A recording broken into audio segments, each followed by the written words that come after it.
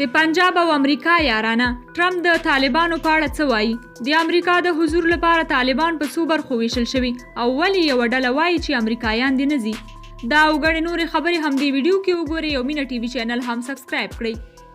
ټرمپ وایي طالبان په افغانستان کې زموږ له حضور نه مالي ګټه پورته کوي. د امریکا ولسمشر ډونالډ ټرمپ وایي طالبان له افغانستان د امریکایي ځواکونو د وتلو په اړه مختلف نظر لري. ښاغلي ټرمپ وال سټریټ ژورنال ورځپاڼې د دې خبرې په غبرګون کې چې ویلي و ډونالډ ټرمپ په افغانستان کې بې فکره عمل کوي. وایي طالبان د دوی له حضور نه په افغانستان کې مالي ګټه پورته کوي، نو ځکه یو شمیر یې د دوی وتل نه غواړي.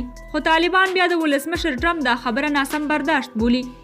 ډونالډ ټرمپ تازه په خپل ټویټر لیکلي له افغانستانه زموږ یا امریکا د وتلو په اړه طالبان بیلابیل نظرونه لري. دوی یا طالبان زموږ له حضور څخه ډالر لاسته راوړي. په افغانستان کې موږ له لومړیو ورځو پرته هیڅکله د بریا لپاره جګړه نه ده کړې. موږ هلته ډیر د پولیسو په څیر عمل کړی، تر دې چې هلته د یو پوځي ځواک په توګه اوس موږ په افغانستان کې د بیا رغونې په برخه کې رول لرو. تر دې وړاندې ولسمشر ټرمپ خپلو سلاکارانو ته ویلي و چې د کرونا وایرس له امله خپل ټول سرتیري به له افغانستان نه وباسي او په وار یې ټینګار کړی چې طالبان باید په افغانستان کې تاوتریخوالی راکم کړي. همدارنګه د فبرورۍ په 9 کله چې په قطر کې د امریکا او طالبانو ترمنځ هوکړه وشوه او په کابل کې د امریکا د دفاع وزیر او د ناټو سرمنشي کابل ته راغلي و او له افغان حکومت سره د یادې هوکړې په اړه ګډه اعلامیه خپره کړه.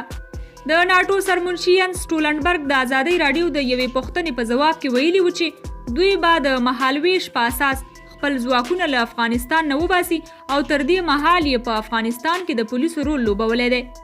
خو طالب ویان ذبیح الله مجاهد ازادۍ راډیو سره په خبرو کې د ډونالډ ټرمپ خبرې ردوي او وایي چې نوموړی ناسم برداشت لري.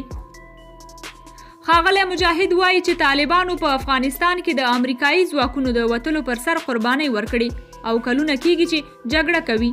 د مجاهد په خبره ټول طالبان د امریکایي ځواکونو په وتلو سلا او هم نظري دي.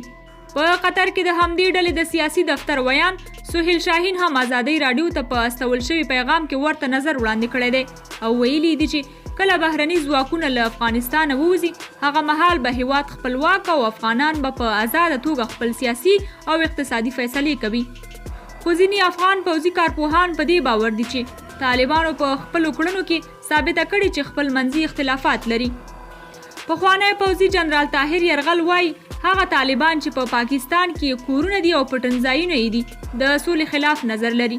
هغه زیاته کړه دا دقیقه خبره ده، په جګړه ییزو ډلو کې دا ډیر کله اختلافات وي او بیا د ځینو هیوادونو فشار هم پرې وي، لکه پاکستان چې د اکثرو طالبانو کورونه او شتمنۍ هلته وي.